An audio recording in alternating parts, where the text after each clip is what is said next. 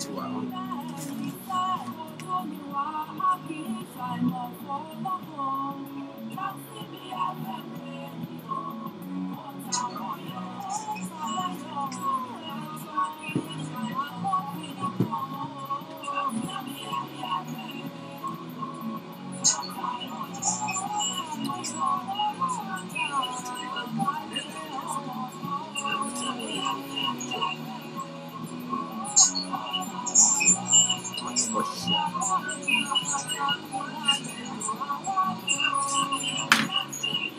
Olha bem esse daí.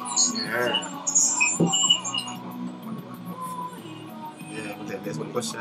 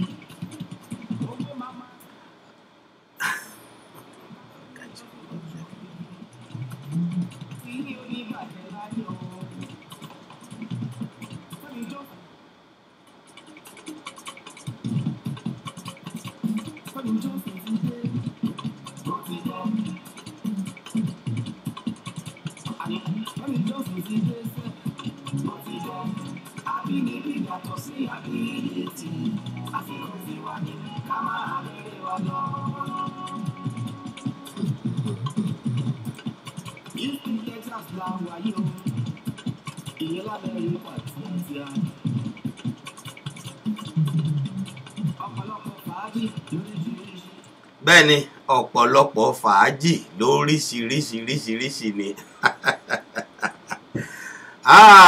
Houston Texas ó la wà yìí lórílẹ̀‐èdè Amẹ́ríkà ní ọ̀pọ̀lọpọ̀ fàájì ń bẹ ní pàpà bó bá ti dọ̀dọ̀ tí ọ̀rẹ́ mi pàtàkì olórin ọ̀jọ̀gbọ́n ẹni tí ọ̀pọ̀lọpọ̀ wa mọ̀ dáadáa ní pàpà ní ìlú Houston Texas ní jẹ́ ń gbé sókè díẹ̀ ẹ gbádùn ẹ̀.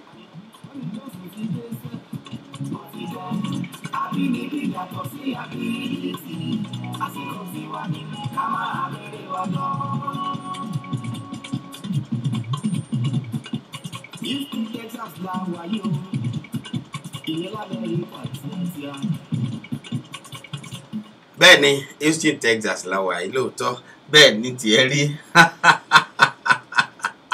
bó bá dọ̀rọ̀ àlùjó olórí tagbéwà yìí ṣe yọ̀bọ̀kẹ́ lórí ọ̀rọ̀ àlùjó adúpẹ́ lọ́wọ́ Ọlọ́run Elédùmarè ẹ káàbọ̀ sórí àkọ́tún ètò àlejò ayọ̀ láti kan ní Jokesibi FM radio Houston Texas òun la fi kalẹ̀ sí lórílẹ̀‐èdè Amẹ́ríkà ibi là ti ń dábí ẹdun tá à ń rọ̀ bí òwe tí gbogbo àgbáyé sì ń gbọ́ wa ní ketekete ìbà Ọlọ́run Olódùmarè ọba alágbára atẹ́rẹrẹ kárí ayé ìbà Ọlọ́run ìbà ènìyàn ìbà ọkùnrin ìbà obìnrin ìbà onílé ìbà àlejò ìbà ọmọdé ìbà àgbà wọn ní bọ́n ọmọdé bá ti jú bá àgbà yóò rò kò dálẹ̀ ìbàláṣe adúpẹ́ lọ́wọ́ Ọlọ́run Elédùmarè ọba tó tún mú wa padà wá sórí ètò àlejò ayọ̀ nìkan ní Jokesibi FM radio adúpẹ́ bá a ti ṣe rèé ní gbogbo ọjọ́rú ní gbogbo ìta pè ní ọjọ́ Wednesday láago 3 tìlú Houston àlejò ayọ̀ lọ́lọ́kan ọ̀jọ̀kan lóríṣiríṣi àwọn là máa mú wá ní pàpà àwọn olórin wa àwọn eléré orí ìtàgé àti àwọn ọ̀pọ̀lọpọ̀ àwọn èèyàn wa nínú àwọn àfáà wa àwọn ìmáàmù wa lọ́lọ́kan ọ̀jọ̀kan bá a ti mú wọn wá lórí ìkànnì yìí rèé ní pàpà àwọn olórin àti àwọn eléré orí ìtàgé wa lọ́lọ́kan ọ̀jọ̀kan ọ̀dà lẹ́yìn tá a tún mú wá lónìí jẹ́ túbọ̀ gbé sókè díẹ̀ kẹ́gbọ́ṣẹ́ ọwọ́ wọn sí àlùjó òun làwọn mọ̀ jù àtòrin ti ìgbàgbọ́ ni àtòrin ti àlùjó ni gbogbo ẹ̀ níbẹ̀ lọ́wọ́ wọn lọ́lọ́kan ọ̀jọ̀kan jẹ́ gbé sókè díẹ̀.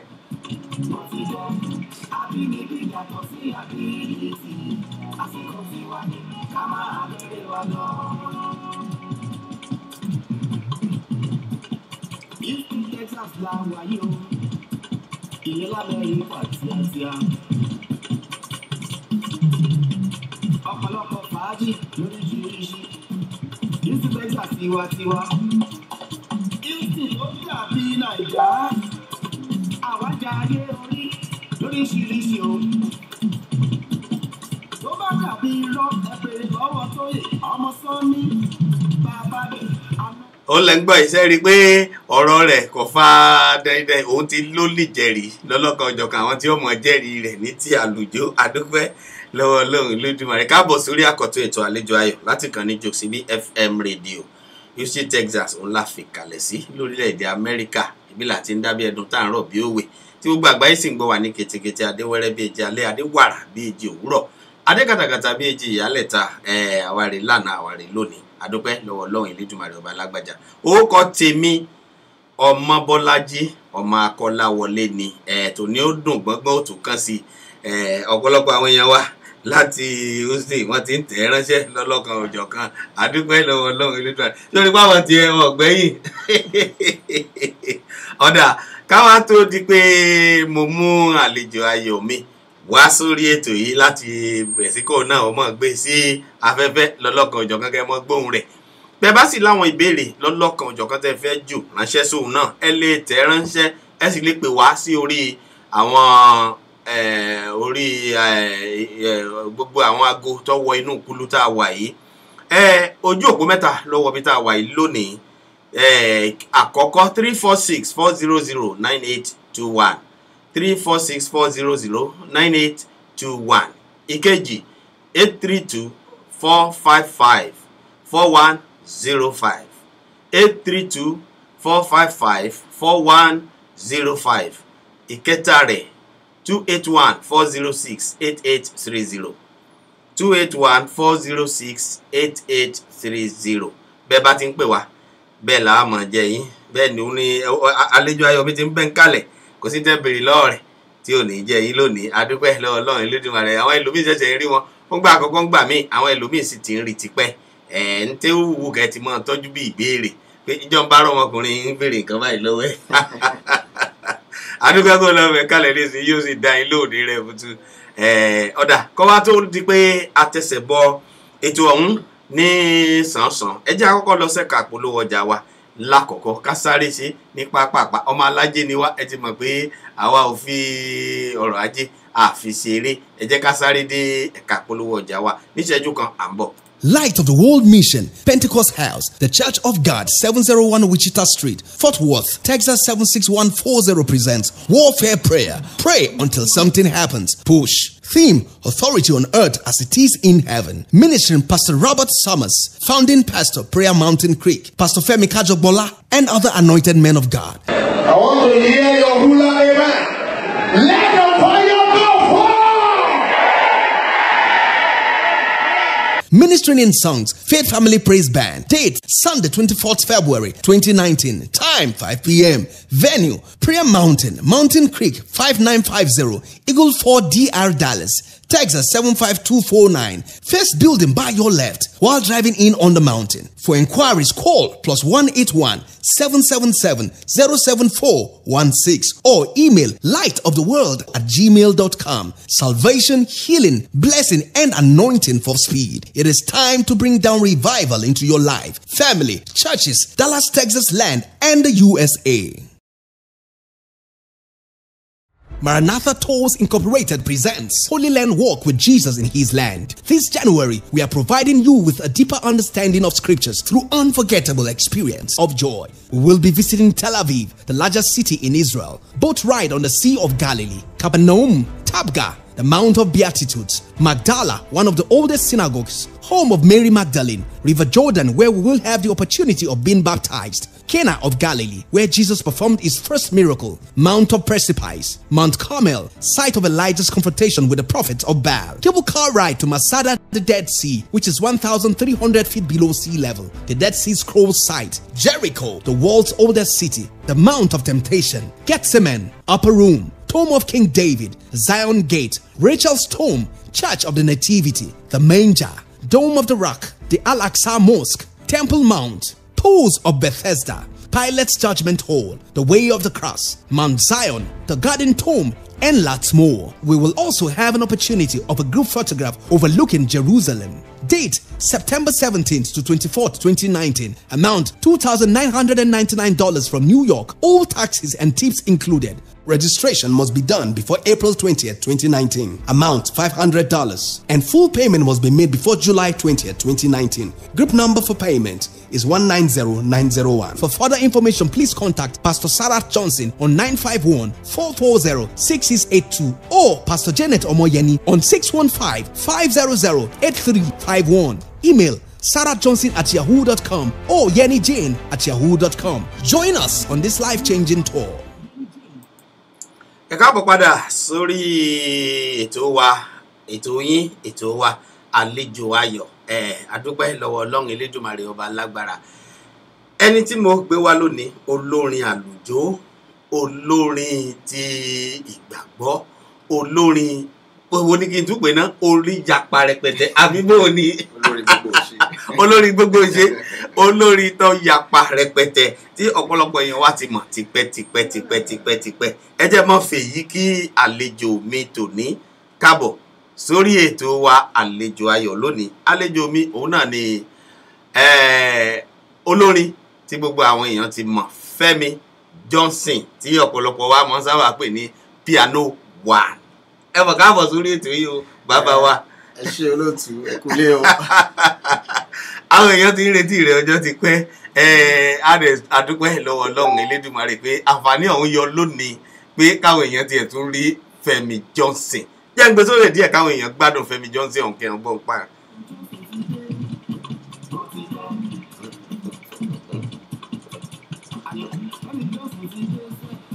Lọ ti dẹ̀.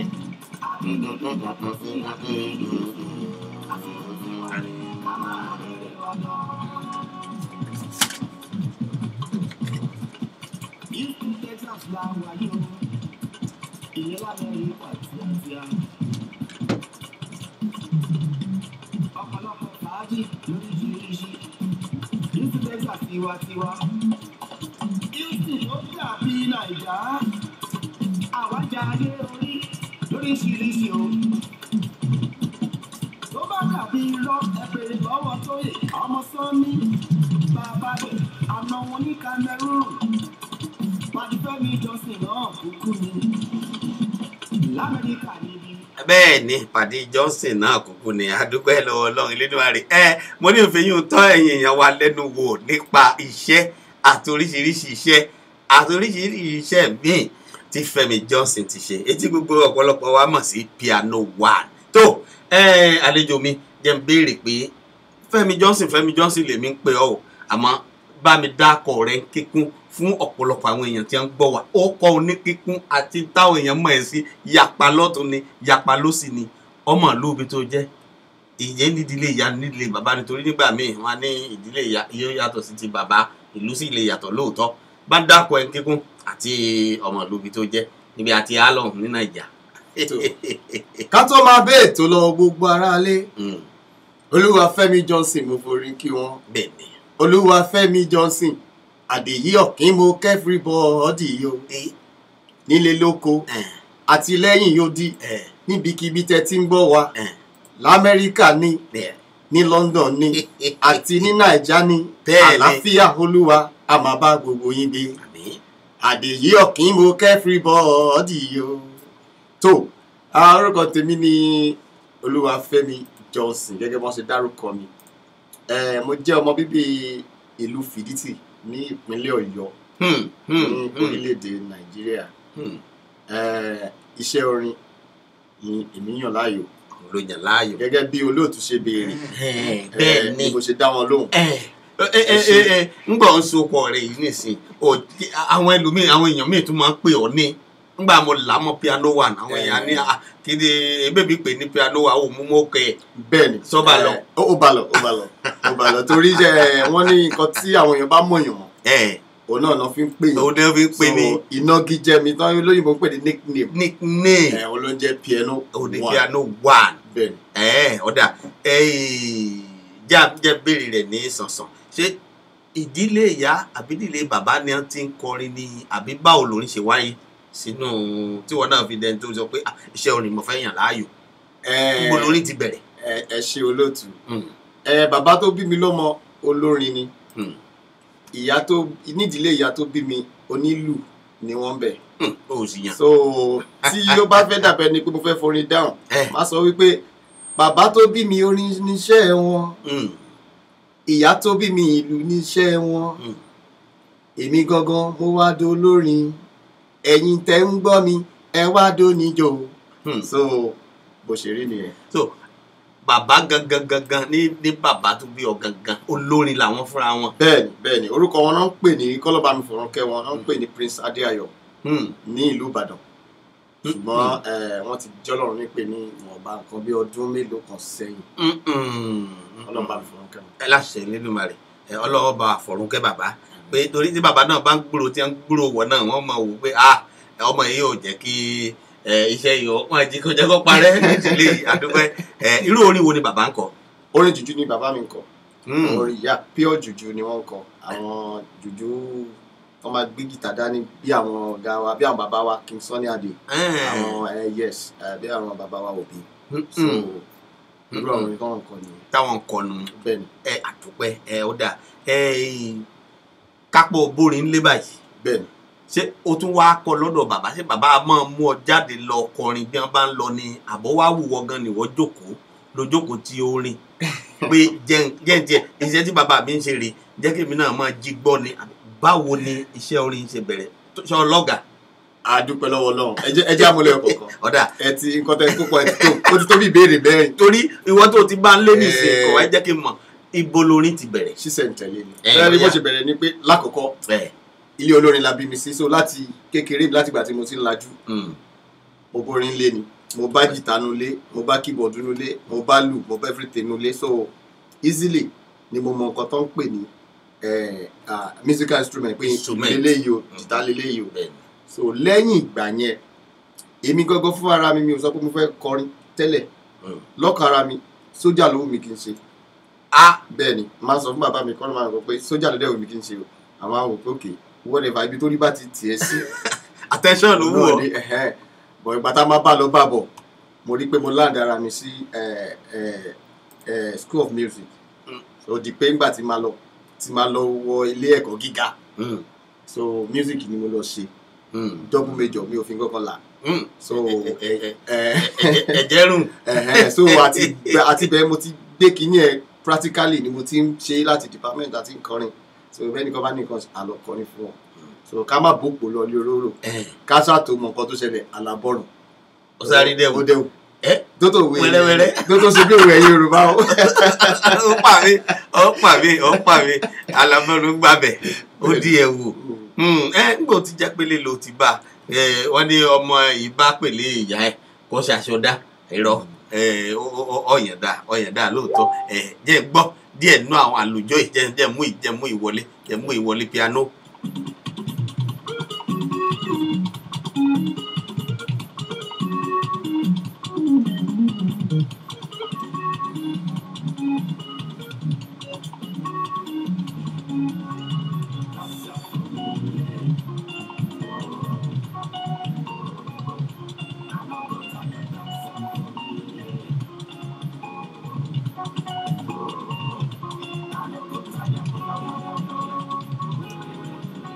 bàbá ní ká máa ṣe lé ọlọ́kan èjèèjì ṣe ọlọ́gàá kan tí torí tó bá jáde ní ilé ẹ̀kọ́ ti gíga tán tó sì jẹ́ bí music lo read ọ̀gá kan ó jẹ́ tí ọ̀kọ̀ọ̀kan máa gbé tọ́ sọ́nà àbí bí mẹ́ńtọ̀ ẹ̀gbọ́n pé lọ́gbàjá báyìí ni mo kọ́ṣẹ́ lọ́dọ̀ ẹ̀ ṣé ni èèyàn bẹ́ẹ̀ wà. bẹ́ẹ̀ ni ọ̀gá wà. ta lọ̀gá ẹ̀. tí àbá ní ìborí Ọlọ́run ra ọ̀gá mo lọ́gàá tó kọjá ẹyọ kan because ibi tí mo gbà kọjá ó ní pé mi náà dádúró pé mo fẹ́ kọrin púpọ̀ so lákọ̀ọ́kọ́ mo kọ́kọ́ gba ọ̀dọ̀ YK Àjàó kọjá ọ̀rẹ́ dádì mi ni wọ́n Professor YK Àjàó wọ́n máa ń pè ní Jùjú Màkósà bẹ́ẹ̀ ni so mo kọ́ gba ọ̀dọ̀ wọn kọjá fún bí ọdún mẹ́ta mo wà lọ́dọ̀ wọn bẹ́ẹ̀ so ìgbà tí mo wá kó ń bẹ́ẹ̀ tí mo dé Abẹ́òkúta níbi tí mo ti lọ sí school so ìgbà tí mo ṣe third school mo wá pàdé ọ̀gá mi tí gbogbo àwọn èèyàn rí lè mọ̀ dáadáa Alhaji Sefiu Alao tó máa ń pè ní ọmọ oko so ibẹ̀ ni mo ti lò bí ọdún mẹ́tàlá gbogbo krakra bẹ́ẹ̀ ni so mo lò bí ọdún mẹ́tàlá lẹ́yìn wọn láti kọ́ nǹkan tó pọ̀ mo ti mọ nǹkan tó pọ̀ lóríṣiríṣi so ọ̀gá mi méjì tí mo lè sọ pé mo gbà ọ̀dọ̀ wọn kọjá nìyẹn láwọn tó jẹ́ bí ẹni tó lè sọ pé o fojú síṣẹ́ lọ́dọ̀ wọn rí tí mo rí tó ṣe yẹ ẹ̀sà fún bẹ́ẹ̀ ni sà tí mo rí kọ́ṣẹ́ lọ́dọ̀ wọn tí mo lè gbà kúrò ń bẹ̀. nídìí orin yìí. ẹ̀kọ́ lọ bá mi lọ́ra ẹni gbogbo wọn pátápátá. àmín ọ̀dà ń bọ̀.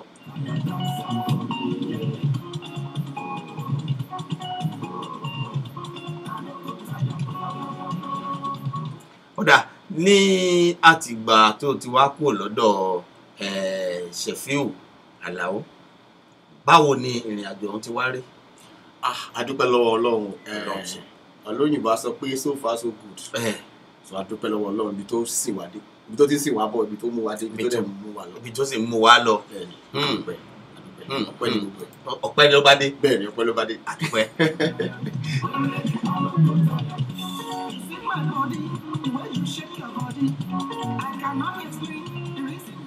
ọ̀dà piano one ibo ni piano one gbà jáde tó fi di fún yàn sọ ní piano one.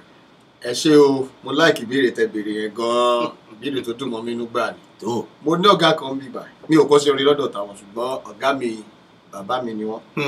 ọ̀gá mi bàbá. Ẹni tẹ́yìn náà mọ̀ dáadáa ni, a pè wọ́n ní Mr. Ṣọlá Ọláníyàn. Afro Heritage.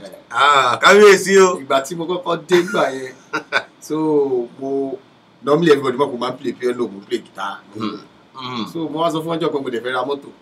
Pé so mọ́tò ti fẹ́ ra ẹ̀ pé fẹ́ ra mọ́tò 2013 mo pè fún wọn gbà yẹn. Wọ́n wá tí bá ti ra mọ́tò yẹn pé máa customize ẹ̀ pé máa gba piano one sí. So Rajola wá sọ pé okay pé kò sí problem pé a máa get mọ́tò so àti gbà yẹn so àwọn á pè mí ní piano one àwọn ní piano one so before I know it piano one kàn ti ó ti yapa lẹ́sẹ̀kẹsẹ̀. so níwàá mo ti ń jẹ́ Fẹ́mi piano tẹ́lẹ̀ láti Naija. àwọn kan ti ń pè Fẹ́mi piano láti ayé ìgbà tí a wà lọ́dọ̀ Alhaji Sheffield àwọn tí Fẹ́mi piano náà máa ń pè mí. Àti mi máa débi mo ti bá ti ra mọ́tò pé máa kọ piano one sí so Rajola kàn bá mi hard one mọ́ so bó ṣe di piano one yẹn. pé kó má jẹ́ piano nìkan kágófẹ́ kan máa pè ọ́ ní piano one. ẹbí tó lóko ẹ ti wá nìyẹn. èyí tí mo mọ̀ pọ́pọ́lọpọ̀ èèyàn sábà mọ̀ ọ́ jù sínú àdúpẹ́ ẹgbẹ́ òkè díẹ̀.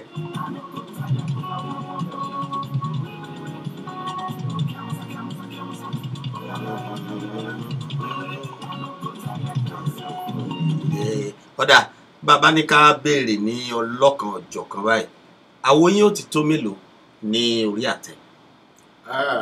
Pẹ̀lú Ọlọ́run nígbà tí mo dé ìlú Amẹ́ríkà mo ṣe méjì so mo dẹ̀ ṣe ọkọ̀ kí tó kù ní Nàìjíríà. ok gẹ tó kù lórílẹ̀‐èdè Nàìjíríà ẹ ti ṣe ẹyọkan bẹ́ẹ̀ni. kí làkọlé àkọ́kọ́ orin. My Blessing ni mo pè. eyín gangan làkọ́ṣẹ́ igi yín. Bẹ́ẹ̀ni My Blessing ló ń jẹ́ so mo ṣe tán kò pẹ́ tí mo ṣe tán tó di pé ẹ̀mọ̀ ibi tí ó rí gbọ́rùn rí àmọ̀. ẹ kò yàn mọ́. ó di pé ẹ̀sìn òjò ní Nàìjíríà mo ti pé ìwé bára ẹ̀ káàkiri dábàrà l'Amẹ́ríkà. kọ́lọ́n ṣá ibi orí bá ń lọ kọ́lọ́n ṣá jẹ́ kẹ́sẹ̀ ọmọ sí wálé. bẹ́ẹ̀ni. so àkọjá igi yín gangan. bẹ́ẹ̀ni My Blessing. bẹ́ẹ̀ni. ìbùkún mi Ọlọ́run ohun ilé dáa béèyàn bá ń gbọ́ ohun ńlá ni.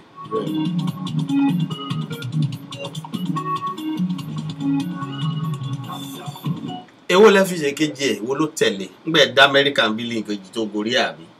Ìgbà tí mo dá Amẹ́ríkà mo ṣe first one tí mo kọ́ ṣe mo pè ní Melodious. Melodious mo pè nígbà that was like 2013 mo ṣe. 2013. bẹ́ẹ̀ni so ètí mo wá ṣe kejì ẹ tí mo ṣe launch ẹ ní almost 1.5 years ago tí mo ṣe ń bíbá ẹ mo pè ní Thanksgiving. Òun là ń gbọ́ yìí. Bẹ́ẹ̀ ni onílé ìta gbọ́. ọ̀dà jẹ́ ń gbé òkè díẹ̀ káwọn èèyàn tó bọ̀ jẹ́ gbádùn ẹ̀.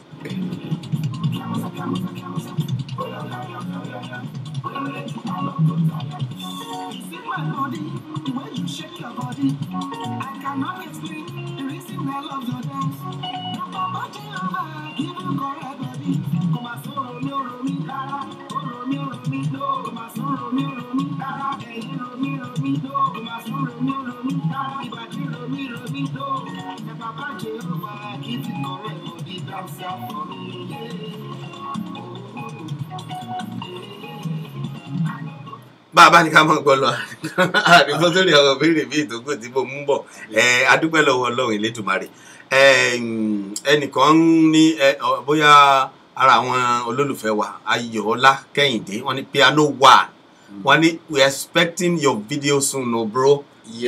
ká mọ̀ retí ẹ̀ àbí. pẹ̀lú gọlọ́ àṣìṣe lórí ẹ̀ lọ́wọ́ tó láìpẹ́ lájìnà. ó ti wà lórí iná rẹ. bẹ́ẹ̀ni ó ti wà lórí iná. àdúpẹ́ lórí Ọlọ́run Elédùmarè. ìkẹta wa ń kọ́ ìkẹta ni ṣé ìkẹta tẹ̀ ṣe òní Thanksgiving yìí òní Thanksgiving tá à ń bọ̀ yìí. òun là ń po fídíò rẹ̀ pọ̀ lọ́wọ́lọ́wọ́ báyìí. lọ́wọ́lọ́wọ́ báyìí. ọ̀dà yóò jáde dá láti dúró yóò sì mú wá.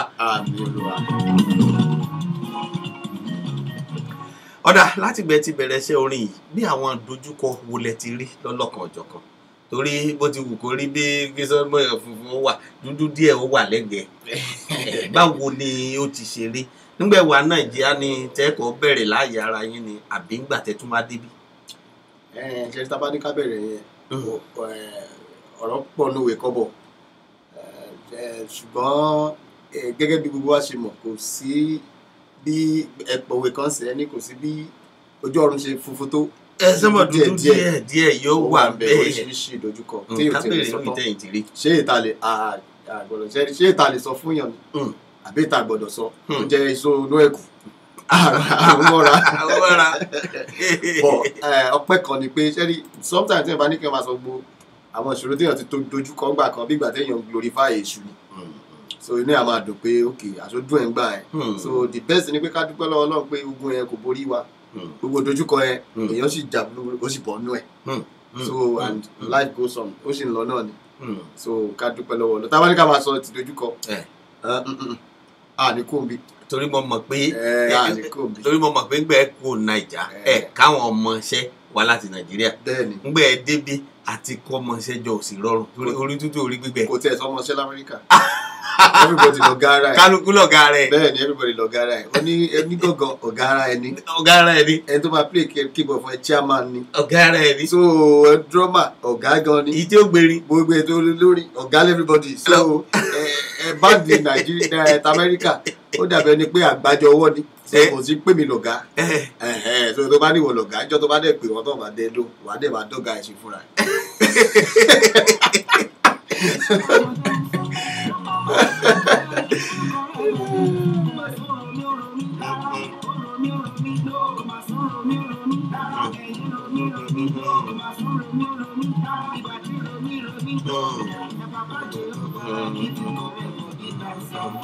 Yeah.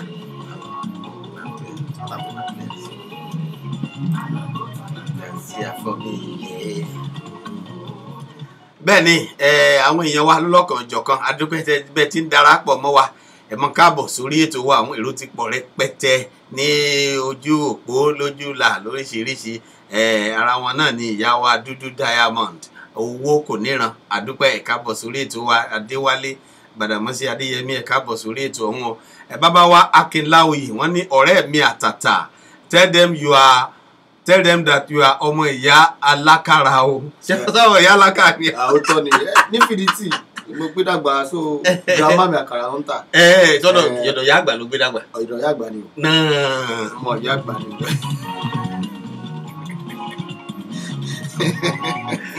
abájọ tí ẹ fi ń gbé ọlọmọ ìyá alákàrà tí. ìbájọ́ máa ń jẹ́ àkàrà òun jẹ ni. ẹjọ́ jíjẹ ni.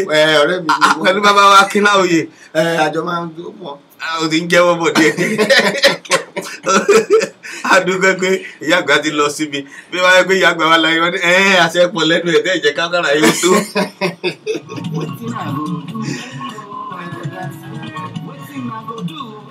bẹ́ẹ̀ ni bàbá wa ẹ káàbọ̀ sórí ètò Yorùbá Báyẹmí Ṣẹ́gun Babs adúpẹ́ lọ́wọ́ yín ẹ káàbọ̀ sórí ètò wa ọ̀rẹ́ wa bàbá wa Ayọ̀ọ́lá Kẹ́hìndé àwọn náà ní dancia and thanksgiving tracks are playing all over here in Sacramento làwọn wà àbí San Antonio. flag yẹn South Africa. South Africa lọ́hùn wọ́n fi flag kún lóòótọ́ o àdúgbò àwọn gbọ́ lọ́hùn tó ń jà rìnrìn lọ́hùn abájọ tó fi béèrè fún fídíò rẹ̀.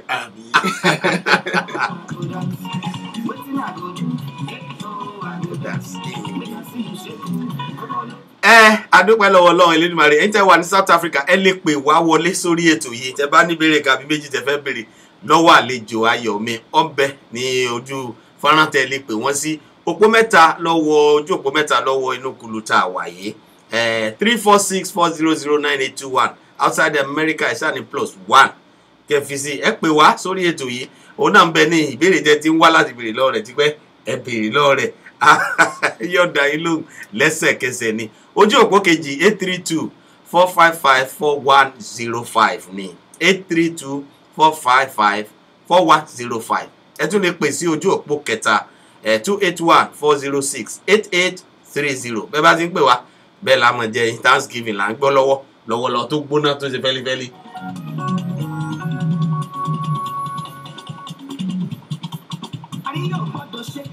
àríyàn gbọ́dọ̀ pín bẹ́ẹ̀ ni àríyá ò gbọ́dọ̀ pé ẹ má jẹ́ gbogbo ẹ̀ ká fi ṣe tàríyá tán àbí bẹ́ẹ̀ ni adúgbò lọ́wọ́ lọ́wọ́ Elédùmarè ọba alágbára á sáré lọ sí ẹ̀ka polówó ọjà wa tí mà ọmọ alájẹ àgbọ́dọ̀ fọ̀rọ̀ ọrọ̀ ajé ká fi ṣeré ẹ jẹ́ á sáré dé ẹ̀ka polówó ọjà wa ní ìṣẹ́jú kan ní wàrà ṣẹṣà ẹ̀yin èèyàn wa ẹ fún wa ní ìṣẹ́jú kan à ń bọ̀ ní wàrà. When you need a brand new car or when you want a pre-owned car of different brand, look no further.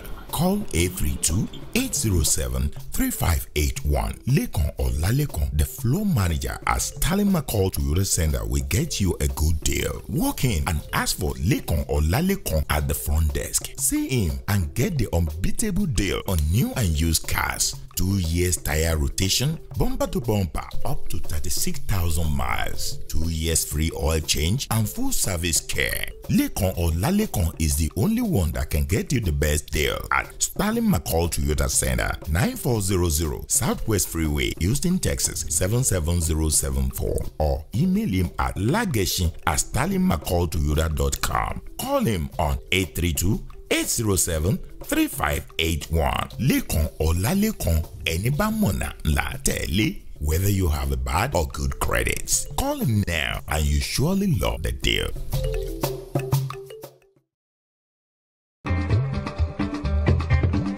Ọ̀nà ẹ̀dẹ́kun ẹ̀fẹ̀ yìí kọ́gbọ́n kò sọ́gbọ́n tẹ̀lé dá kò sí wa tẹ̀lé. ẹ mà kú délé ìwòye ẹ̀yin èèyàn wa gbogbo tẹ̀ tí ń wò wá. àríkọ́gbọ́n mà lètò yìí àríkọ́gbọ́n gidi gan ni ó ń kọ́ni lọ́gbọ́n ó ń kọ́ni lóye. ilé iṣẹ́ Jokesibi FM rédíò ní gbogbo ọjọ́ Monday ọjọ́ ajé lágogo 3 ọ̀sán ti Houston, Texas. ẹ darapọ̀ mọ́ wa ní ilé iṣẹ́ Jokesibi FM rédíò. má yí kúrò ńbẹ̀ o ibẹ̀ ni kẹ́ máa gbé sí. níbikíbi tẹ́ ẹ bá wà ẹ sáré tètè ètò yìí ó ti délẹ̀ ó ti jìnnà gbọ́gbọ́n sí nǹkan sí lọ́sọ̀ọ̀sẹ̀. fún ìpolówó ọjà tàbí láti ṣe onígbọ̀wọ́ ètò àríkọ́gbọ́n yìí nọ́mbà wa ló ń lọ yìí ẹ pè wá ọ̀dọ̀ wa ló máa já sí. bẹ́ẹ̀ ti ń pè wá bẹ́ẹ̀ láwọn jẹ yín. àríkọ́gbọ́n lètò ní gbogbo ọjọ́ ajé ọjọ́ Monday lágogo 3 ọ̀sán ti Houston.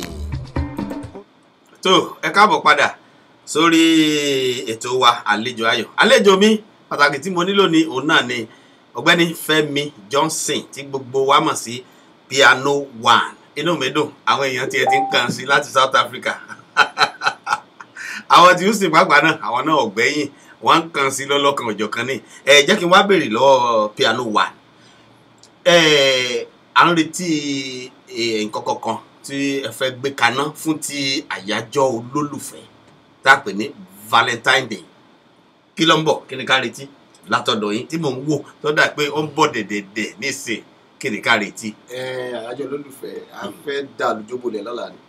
àlùjọ ni lọ́la. bẹ́ẹ̀ ni a fẹ́ lùlù fún àwọn olólùfẹ́ àwọn tó ti níyàwó àwọn tó ti ní àwọn tó ti bàlágà àti àwọn tó ti bàlágà la expect. àwọn tó ti bàlágà. ọ̀la fàájì ẹ̀ máa pọ̀ gan. àwọn tó ti bàlágà lè ń retí bẹ́ẹ̀ ẹ tí ò bá ti bá kọ́mọ yọjú. a pè ní Lovers Night Valentine show. So a design especially fún àyájọ́ olólùfẹ́. àyájọ́ olólùfẹ́. so everybody wá kọ́ wá enjoy ara wọn kọ́ wá gbádùn ara wọn wọ́n jẹ kọ́ mu lọ́dẹ̀ tún jó. ó dà àyájọ́ olólùfẹ́ yìí kí oníkálukú kọ pé èyí tí ò bá rí tiẹ̀ mú wáyé ò rí mú bẹ̀. torí olólùfẹ́ tẹ́tí mọ̀ pọ́rọ̀ olólùfẹ́ dé kò síbi tí ìfẹ́ ò lè bá yàn. bẹ́ẹ̀ni kò síbi tí èèyàn ò ti lè kó tiẹ̀. bẹ́ẹ̀ni ọlọ́mọdé àkùbí. bẹ́ẹ̀ni ire láàmú kù ní gbogbo gbà. ire ńlá òun láàmú kù ní gbogbo gbà láti ṣe Elédùmarè ọ̀dà jẹ́ gbé yìí òkè díẹ̀ sí.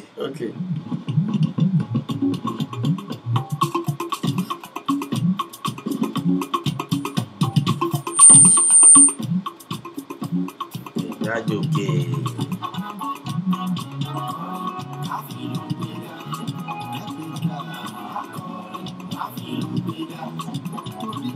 Ṣé eléyìí náà ṣe ara àwọn àlùjọ wa tá à ń retí tá à ń pò pọ̀ rẹ̀? Bẹ́ẹ̀ni no àwọn eléyìí ti wà ń tà fídíò rẹ̀ là ń ṣe lọ́wọ́ torí tó bá ti mú nǹkan tún máa wòrán ẹ̀ mọ́. Bẹ́ẹ̀ni.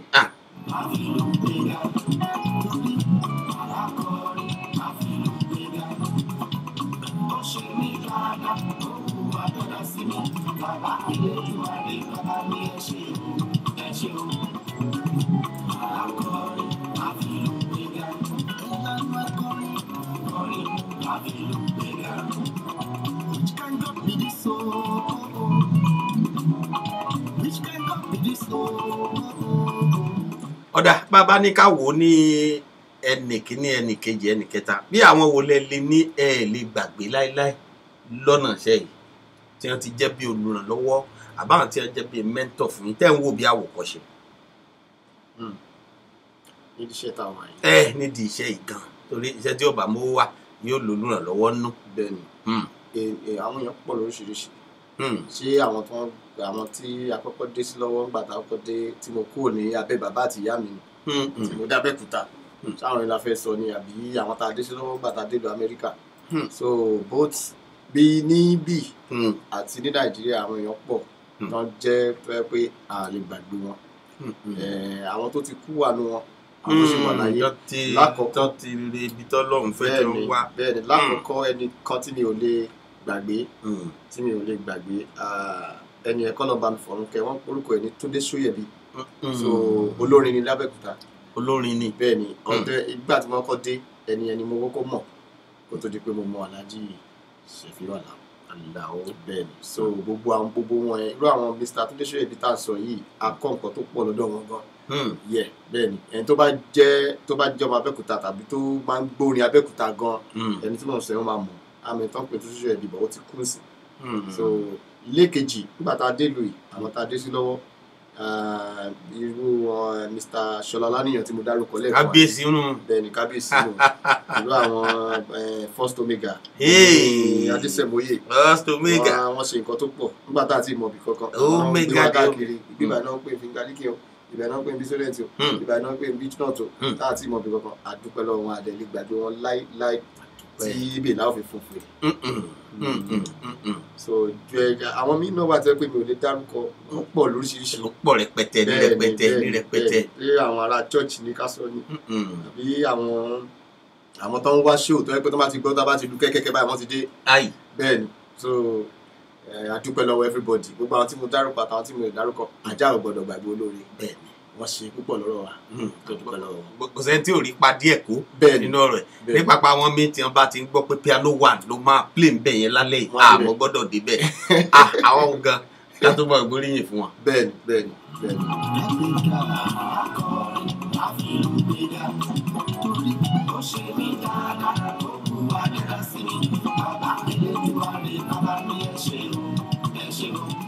bẹ́ẹ̀ni bàbá mi ẹ ṣé o ẹ ṣé gan ẹ̀yin èèyàn wa bẹ́ẹ̀ tí ń darapọ̀ mọ́ wa lórí ètò ọ̀hún bẹ́ẹ̀ là ń rí yín àgbọ̀dọ̀ wọn mọ̀ kí ìyá wa rèé ìyá wa Àríkẹ́ Akọ́mọlédè àwọn tí a nù ní ti Dallas lọ́hùn gbogbo àwọn èèyàn wa náà ti ń darapọ̀ mọ́ wa àti ti South Africa ní àwọn ti Nàìjíríà náà là ń wò yìí bàbá wa Olúṣọlá Àjàyí wọ́n ní I'm from Ìlọ́ra o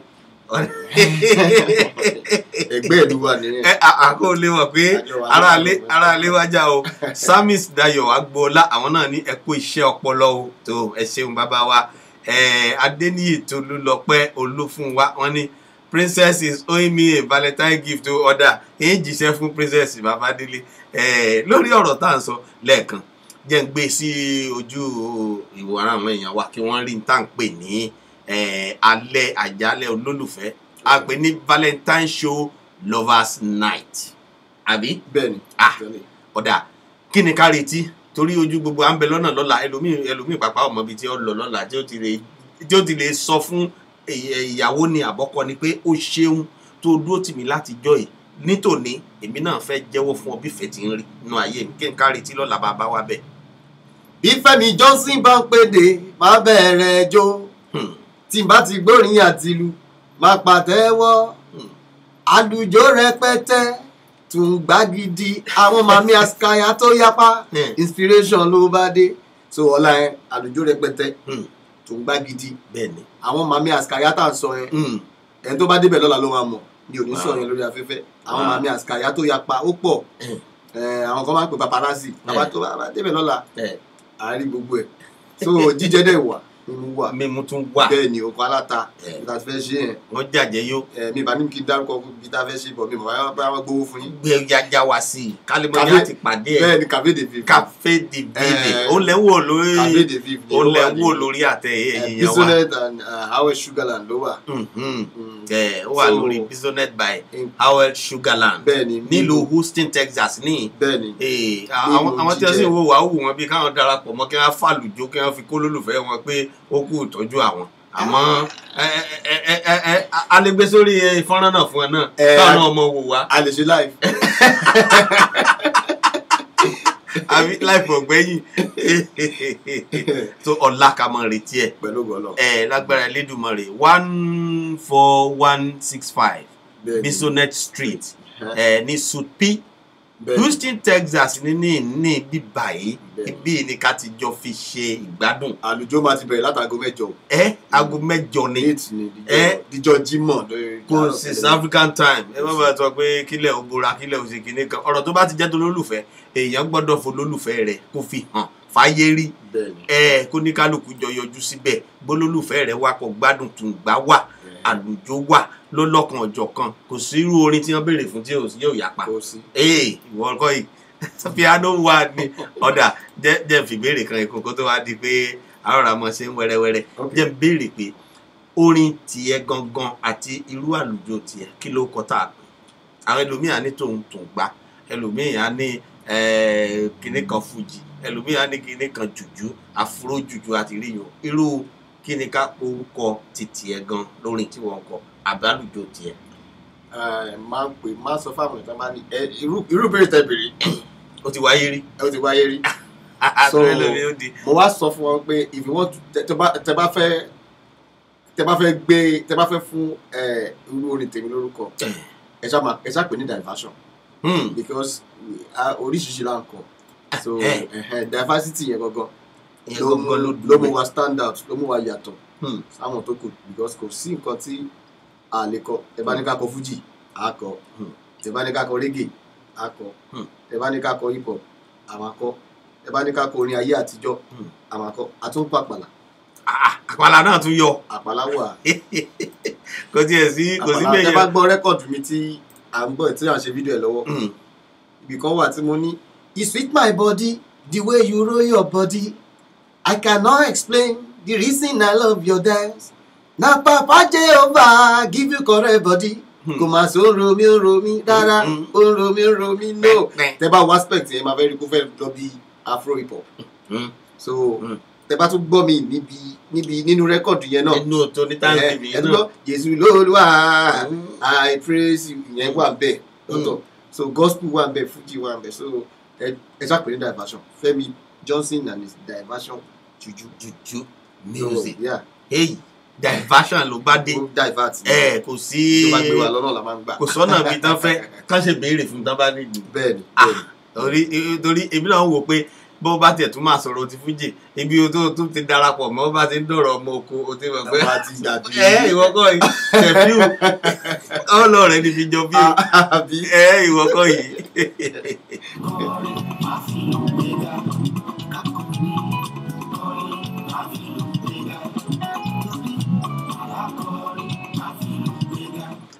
Akọrin àfìlùgbéga wọ́n mọ̀ pé bẹ́ẹ̀ tí ń kọ ti jùjú tẹ́ ń kọ ti fújì tápàlà ń wọnú ẹ̀ gospel gan ọ̀gbẹ́yìn tó bá jẹ́ tọ̀nà gospel ni a tún náà sí pé já lọ ní ti lànà àwọn tọlọ́run dé ọ̀yàpá ìdè sweetie ọ̀bọ̀dí anytime.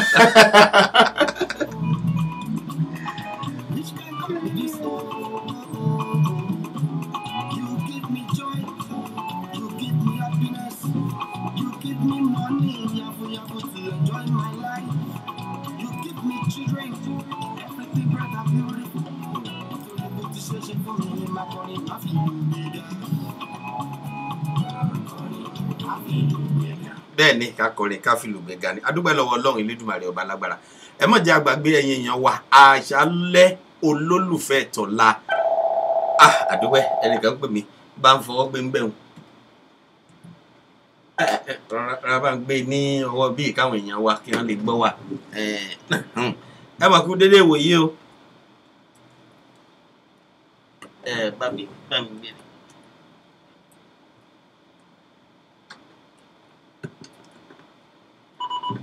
ẹ mọ̀ kó dédé wòye o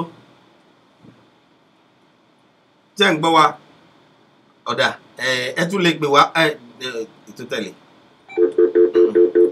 ok donc ó ti rebete ẹ lè pè wá padà sí orí ètò yìí kájọ kọrin kájọ fìlù gbéga láṣẹ Elédùmarè Fẹ́mi Johnson ọ̀nbẹ níkàlẹ̀ dínsìn ẹyẹ èèyàn wa ẹ lè pè wá mo jẹ́rìí àwọn kábíyèsí ń wò wá báyìí Afro Heritage ni bó bá sì jẹ́ ti First Omega Entertainment bá náwó sí èyí tí ẹ̀tẹ̀kì tó tà lẹ́gbẹ̀ẹ́ ahàn o ìkejì náà ẹ mà kú dédé wòyí o ẹ káàsán o. ẹ mà káàsán o ṣàlàáfíà lẹ wà o. àdúpẹ́ kú ètò sá o. àwa rèé o àlejò ayọ̀ mi bẹ́ ń kalẹ̀ o ọ̀gbẹ́ni Fẹ́mi Johnson tí gbogbo wa ń pè ní Piano One ta ló ń pè wá ń bọ́ ẹ ti ń pè. Henry George ní orúkọ tèmi láti Atlanta Georgia. àwọn èèyàn wa rèé ṣàlàáfíà lẹ wà. àdúpẹ́ àlejò ayọ̀. ẹ káàsán o.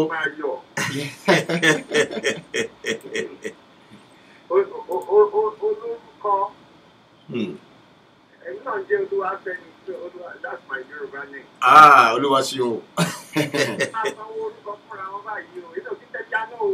ló bá tán a lè pè yín piano too. ẹ pẹ̀lẹ́ sá ẹ kú ètò yìí ẹ káàbọ̀ sórí ètò yìí sá. àwa ni ẹ ṣe gan. ẹ ṣe gan sá. wọ́n wá allergic. agbádùn yín bàbá wa. yes sir mo ti ń tẹ́tí sílẹ̀ nígbà tẹ́ ẹ̀ ń sọ̀rọ̀ tó bá mú àwọn tó máa ń tẹ piano ní Nàìjíríà débi ṣàwáwù ni àwọn wo ló fi ara pé yín nínú ká tẹ piano ọ̀ọ́tẹ̀yìn fara pé. ok ṣe rí Nàìjíríà àpọ̀ tájọ wà ní ṣàwáwù tájọ tẹ piano nígbà yẹn lọ́hùn ṣùgbọ́n àwọn tí mo lè rántí tọ́jọ́ rẹ̀ mi tí mo mọ̀ pé òkè ìgbọ́nsẹ̀ mọ̀ kíní kan wà tá a fi máa ń jà gbàǹgbà ẹ̀ ẹnìkan bá wà lábẹ́kúta ń sìn wá ní àfẹ́mi kan wà lábẹ́kúta tó ń tẹ keyboard ẹnìkan bá wà ń bàdàn wá ní ẹnìkan wà ń bàdàn ó ń tẹ keyboard á lè múra wá so àwọn tí mo kàn lè rántí ẹnìkan tí mo lè wò pé òkè mi àti àṣedá tí a máa ń sọ̀rọ̀ dáadáa ó ní ọkùnrin kan tó ń pè ní Ṣọlá Dúrójayé so nígbà tí mo sì wà àti nígbà tí mo sì káàkiri òun náà wà lọ́dọ̀ àwọn olórin káàkiri àjọ máa ń ṣiṣẹ́ studio máa dọ̀ tẹ piano fáwọn olórin oríṣiríṣi so ẹnìkan tí mo lè rántí ni àfàwọn ọ̀gá mi ló yàtọ̀ kú àwọn tó jù mí lọ ẹgbẹ́ tó bá jùyàn lọ́n di iṣẹ́ irú wọn ẹ máa múṣẹ́ wọn ẹ tún máa tuntun gbọ́ ẹ máa tẹ́tí sílẹ̀ kọ̀ọ̀kan so àwọn ẹ mo sì lè tún rántí díẹ̀ so ẹ ṣe lọ. àwọn wo lẹ wá ti tẹ keyboard fún tẹ play tó jẹ́ pé keyboard yẹn ilẹ̀ play sí album àlè ọkà sí.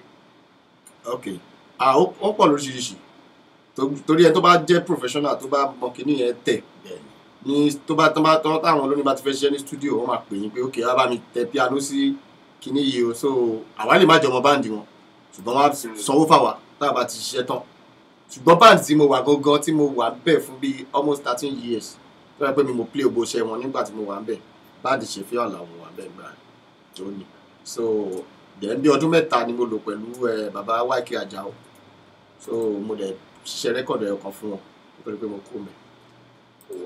bọ̀ ọ̀pọ̀lọpọ̀ àwọn olórin mo ṣiṣẹ́ fún ní studio tó yẹ pé mi gan mi ò mọ̀ wọ́n sanwó fún mi ni mo dẹ̀ ṣiṣẹ́ fún wọn so mo dẹ̀ kú bẹ́ẹ̀.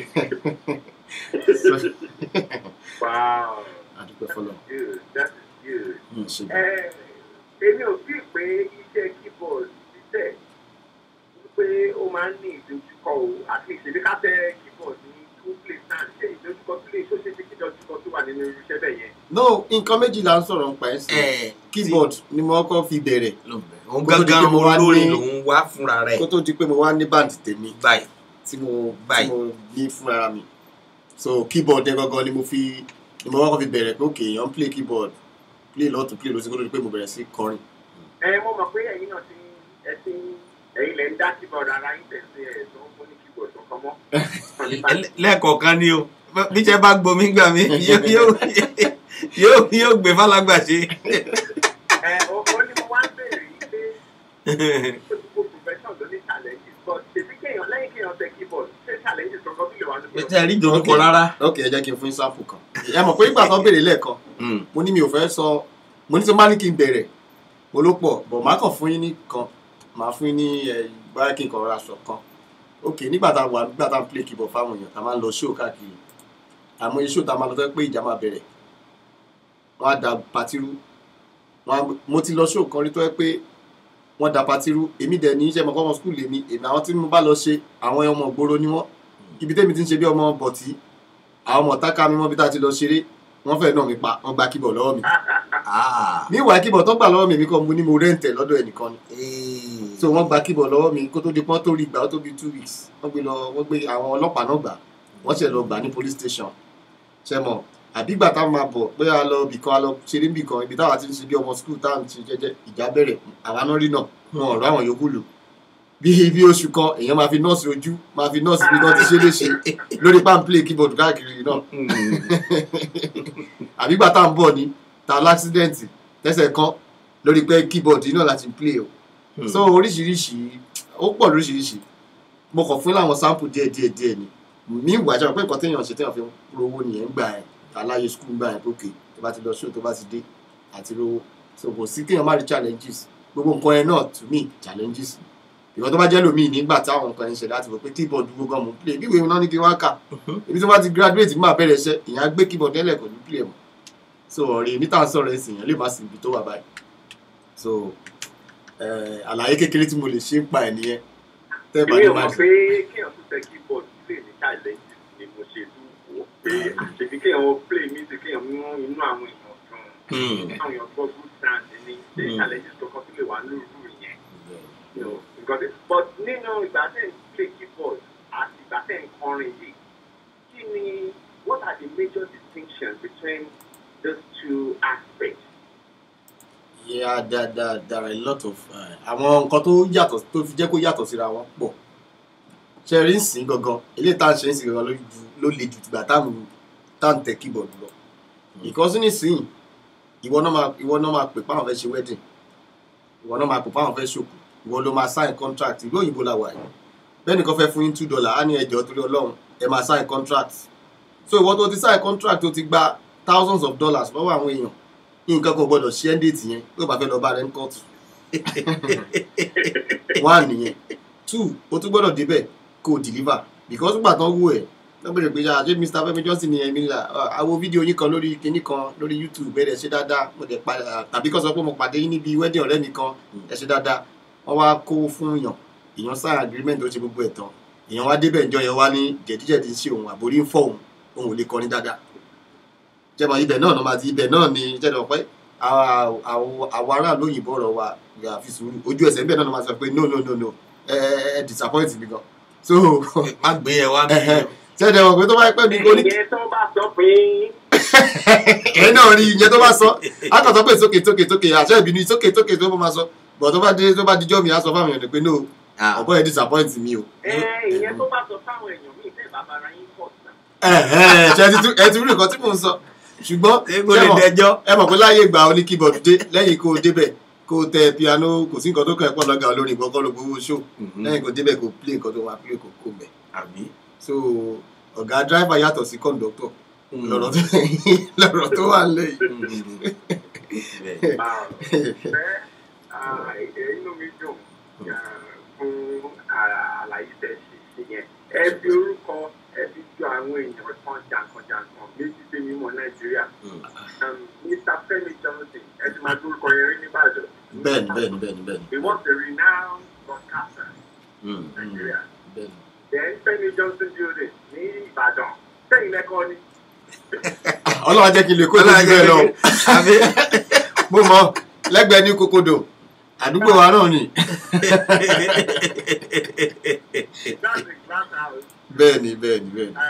ibi tó lọ fi mú yín bọ̀ ibi tó mú yín dé àti ibi tó mú yín lọ èṣù ẹ̀ṣẹ̀ àtàrí èyí ò ní gbà lọ́wọ́ yín lórúkọ Jésù. àmín. iwájú tẹ̀lé ló máa lọ. àmín. kò ní sún kò ní rẹ̀yìn. àmín Èdùmàrè. a ní ká ṣe ẹ́ lò sí yìí. ẹ ṣé gan. a dẹ̀ appreciate nǹkan tó lọ́ọ́ ṣe máa yín. ẹ ṣeun bàbá wa. bàbá wa God bless you sir. ẹ ṣeun o bàbá wa dúpẹ́ tí a tún gbóhùn yín lónìí o. òye o ẹ ṣeun àmọ̀rí yín bá o Yes, sir. Bye-bye. ẹ ṣeun ó dà o. Which can come with this You give me joy, you give me happiness, you give me money, yafu to enjoy my life. You give me children, everything bright and beautiful. Motivation for me in my body, I feel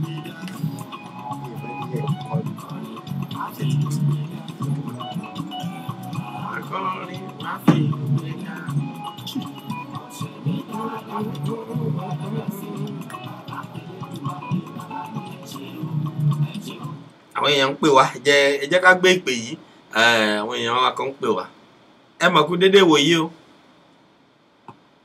ẹ mà káàárọ̀ o àbí ẹ kú rọ̀lẹ́ àbẹ́ káàsán ni lọ́dọ̀ yín. a mà dúpẹ́ o ṣàlàáfíà ní o. tó àlejò ayọ̀ mi rèé o lórí ètò yìí ọ̀gbẹ́ni Fẹ́mi Johnson tí gbogbo wa mọ̀ sí Piano One ta ló ń pè wá bọ́ ẹ ti ń pè. Rẹ́mi Ṣítà bẹ́ẹ̀ ń sọ̀rọ̀ láti Nàìjíríà. Gómìnà láti Nàìjà ṣàlàáfíà ní o gbogbo lẹ́ńkọ́. ọ̀pọ̀ ẹnìkan lọ́wọ́ dáadáa lọ́wọ́. àdúpẹ́ lọ́wọ́ Elédùmarè Fẹ́mi Johnson bẹ́ẹ̀ ń kalẹ̀ Piano One. Fẹ́mi kí a máa kí yín o. ẹ̀gbọ́n mi sà. Àlàáfíà o. àlàáfíà ti sà ikújọ́ mẹ́ta o. Àwa nìyẹn o. ẹ pẹ̀lẹ́ sà. Àlàáfíà bó oníṣẹ́ o. àdúpẹ́ fọ́lọ́run àdúpẹ́. Mo kúkú ń jẹ́ o. ẹ kú ọjọ́ mẹ́ta. Nǹkan ṣe dáadáa lẹ́wà o. dáadáa la wà. Kí wọ́n bá mi tọ́jú kábíyèsí dáadáa o. Ọlọ́run tójú gbogbo wa o. Afro. àwọn náà ń tọ́jú wa. Kábíyèsí ló tọ́jú yín. àwọn ni o. kábíyèsí ni o. Ọlọ́run àtàbí àwa. Ọlọ́run ọmọjọ́rò. àmì. Wọ́n ní ṣòwò wà lọ́la. bẹ́ẹ̀ni. Ó kọ́ jẹ́ pé bí n bá gbéra lónìí báyìí. Bẹ́ẹ̀. Tó máa ké tó dé. Àní kí n máa bọ̀. ṣé o tún wà lọ́tọ̀ọ̀la náà. ọ̀túnla náà yóò tún wà. Àdéhùn bá lè gba private jet ní. àwọn jókòsí bí máa yanjú yẹn. ń gbọ́ kí là ń ṣe kí lè kó wá ṣe tí ọ̀fà rọ̀ jù. wọ́n lè ṣe. bí gómìnà bá ti rẹ́dì ìṣẹ́jú mélòó. ẹ bẹ̀rẹ̀ sà. Ọlọ́run ọmọjọ́rò o. àmì Àti àwa o. àmì o. Àwọn èèyàn pàtàkì àdìdè o. Wá síbẹ̀. àmì o. Ọlọ́run àmì àyájọ́ olólùfẹ́. bẹ́ẹ̀ni. Àwọn olólùfẹ́ pàdé Fẹ́mi Johnson o. Kájọ tó gbá mọ́jú. ṣe ti gbọ́ bẹ́ẹ̀ yẹn ọ̀rọ̀ lẹ gbọ́ yẹn gbá o. Orí ti gbogbo ẹ̀yin èèyàn wa káàkiri gbogbo ẹgbẹ́.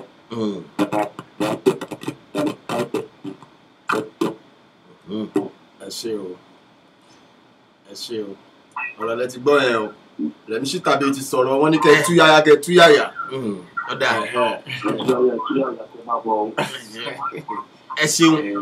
ẹ ṣeun bàbá wa. àkókò ní ìdájẹ àṣìdò tí yín náà mọ àmú tí yín lẹdẹ yín. bẹ́ẹ̀ni ìyá ń bẹ àlàáfíà nìyàwó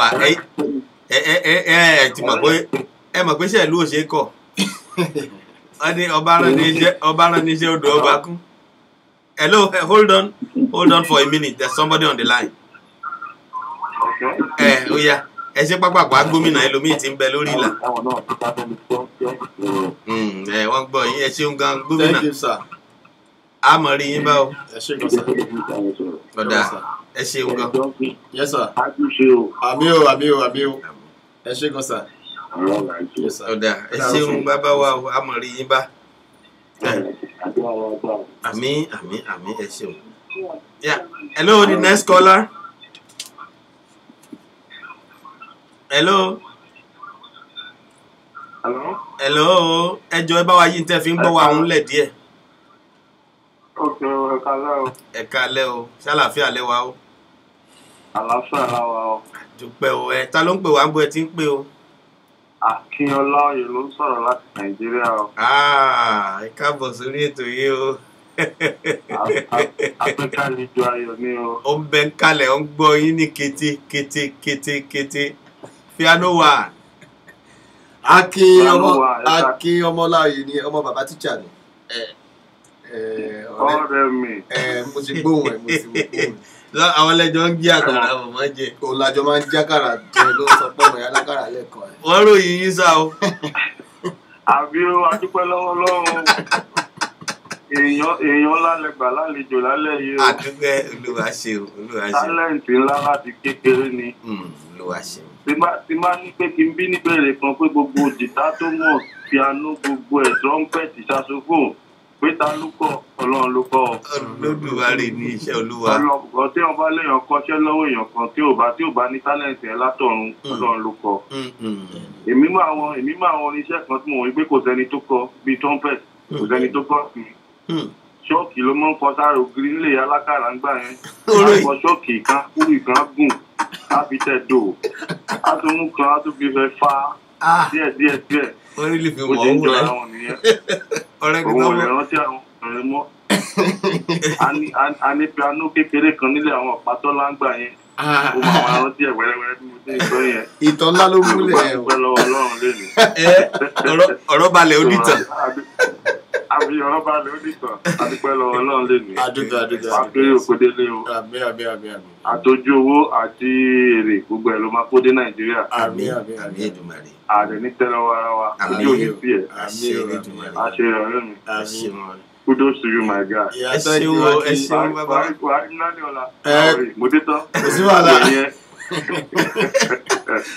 Ní bàjẹ́. O ṣe máa kí Ẹ ṣeun gan. Ẹ ṣeun. God bless you.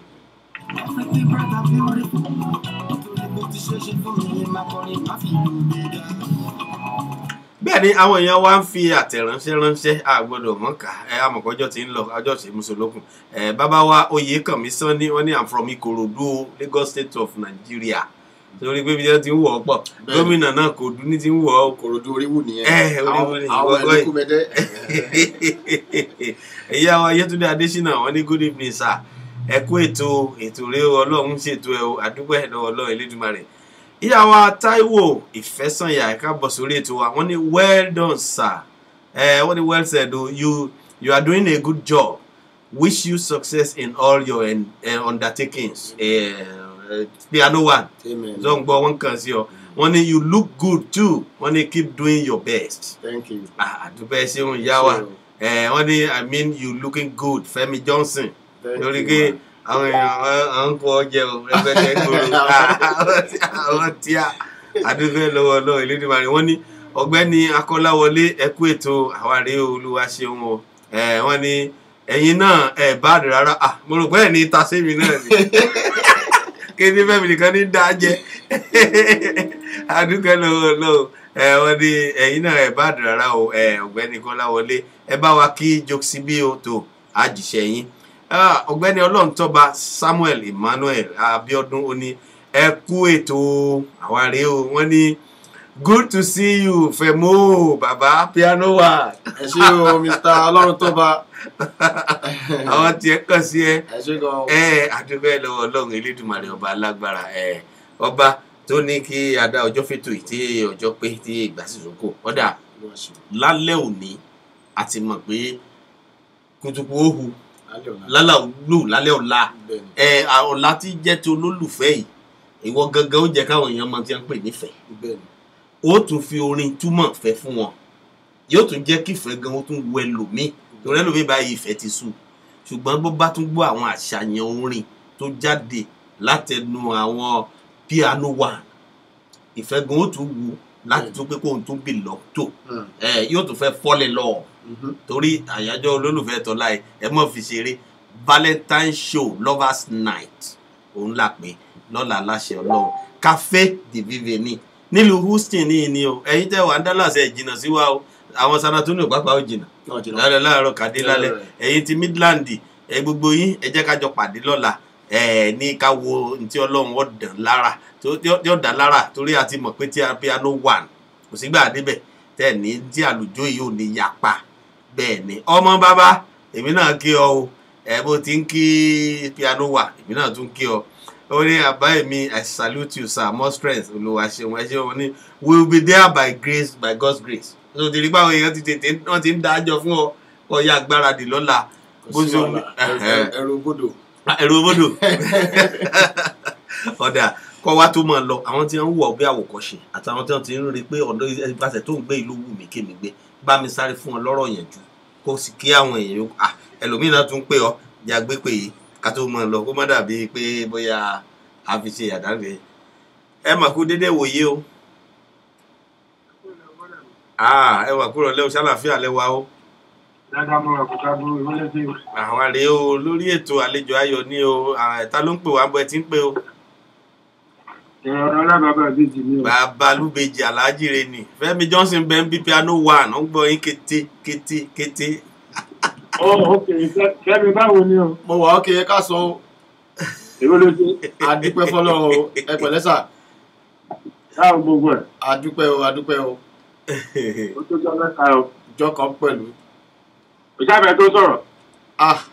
Mo dáhùn pé bàbá Bèjì. Aláàjì Olísàrí ni. Aláàjì Abíọ́dún Olísà. Bẹ́ẹ̀ ni àwọn ní Bàbá Lúbe. Ọkùnrin mẹ́ta nìyẹn. Ó fà bọ́ kún pàpà. Èèyàn kúkúrú tí pẹ́ ní kíkún ránṣẹ́. Abíọ́dún ó ti fẹ́ máa kì í lọ nìyẹn ó ti fẹ́ sọ́ dórí o. Èèyàn á máa dìgbà gbogbo. Abẹ́ rí nǹkan. Báwo gbogbo ẹ̀ brọ́dà? Mo wà ókè o, adúpẹ́ fọ́lọ́run. Olúwa ṣe wọn ẹkú iṣẹ́ ọpọlọ. Ọlọ́run kú iṣẹ́. Ọlọ́run àjẹká rere ń bẹ o, gbogbo alájọ máa kéré kó délé o. Àmín. Inú wa dùn ayọ̀ wa kú. Àmín o. Mo kàn ní kébì náà kàn sí àìsí ẹ̀rùbọ̀ nílẹ̀ nǹkan. Ẹ ṣé o. Ọ̀nà pé ìjàmbá tó close tó. Bẹ́ẹ̀ni adúpẹ́ ẹ ṣeun tẹ́ kàn sí wa ẹ ṣeun inú wa dùn ara wa yá ẹ ṣeun Aláàjì àmọ́ rí yín báwo. Àmì ọlọ́run. Ẹ ṣeun àmọ́ rí tí yín lórí ètò wa lọ́la lágbára lọ. Ṣé bí kíní wà lọ́la tọ́sídẹ̀? Bẹ́ẹ̀ni. Tó jẹ́ mẹ́ta ni o. Bá ti láyé lọ́jà lọ́la bẹ́ẹ̀ ni Fẹ́mi Johnson náà tún bẹ ní Valentine show Lovers Night lọ́la Café de Vive. Ok, ọ̀la ṣáà ní Valentine. Ọ̀la ló Valentine. Ojoojúmọ́ ní Valentine tèmi náà. Àdúgbẹ́ àní bàbá ọdún. Ẹ ṣeun. Mo ló ti fẹ́ ṣe é fẹ́ mi. Café de Vive ni lọ́dọ̀ Mohammed ní Bisonet and Awe Sugarland. Ok, ibi káwọ̀ ìṣe àtijọ́ kan wáyé àbí? Ìgbàlè níbi ẹgbẹ́ gas station. Ok. Mo wà lá. Ok sir. Ọ̀yà kó take care. Ẹ ṣeun Aláàjì àmọ́ rí yín báwo. Ẹ ṣeun.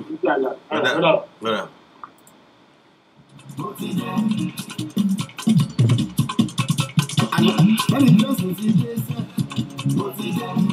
Abínibí yàtọ̀ sí abínibí. Àsìkò tí wà ní ká máa bẹ̀rẹ̀ wa lọ. Bẹ́ẹ̀ni Fẹ́mi Johnson ti dé mo béèrè ọ̀kan lẹ́ẹ̀kan mo ní àwọn tí wọ́n wọ̀ bí àwòkọ́ṣe àwọn tó jẹ́ olólùfẹ́ rẹ̀ àtàwọn tí wọ́n gbé ọ lọ́wọ́ sókè náà bá wa fún àwọn tó ń wọ̀ bí àwòkọ́ṣe bá fún wọn nímọ̀ràn bí ọ̀rọ̀ yànjú díẹ̀ bí káwọn náà máa wò pé bóyá bó ti rósì rèé o bá fún ọ lọ́rọ̀ yànjú díẹ̀ kó wá tó di kó lọ kó dúpẹ́ lọ́wọ́ àwọn èèyàn tí wọ́n ti jẹ́ bí olùrànlọ́wọ́ fún wọn náà.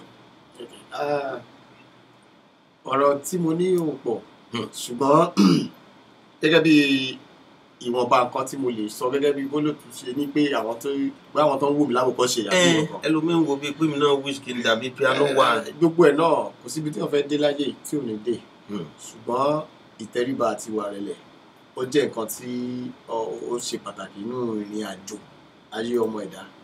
Tí ẹ máa wo pókè mo fẹ́ débì kan òun lẹ́nìkan tó ń wò lókè tó ti wá wò pé kí ló ń ṣe kí ló ń kọ gan èmi gan lè kọ kí ló ń tẹ èmi gan lè tẹ ó wò níwájú kó fẹ́ dàbí ẹni yẹn bọ̀ o ti ń kọ̀ndẹ́mẹ̀ láì tí ì dàbí ẹni yẹn so ìgbéraga náà pẹ̀lú ẹ̀ kò dẹ̀ kí mú yàn débì kankan tó táwọn ayé bá dẹ̀ ti ń pọ́n ilé tó bá sọ pé ìwọ ni máa ti sọ pé èmi kọ́ Ọlọ́run ni o because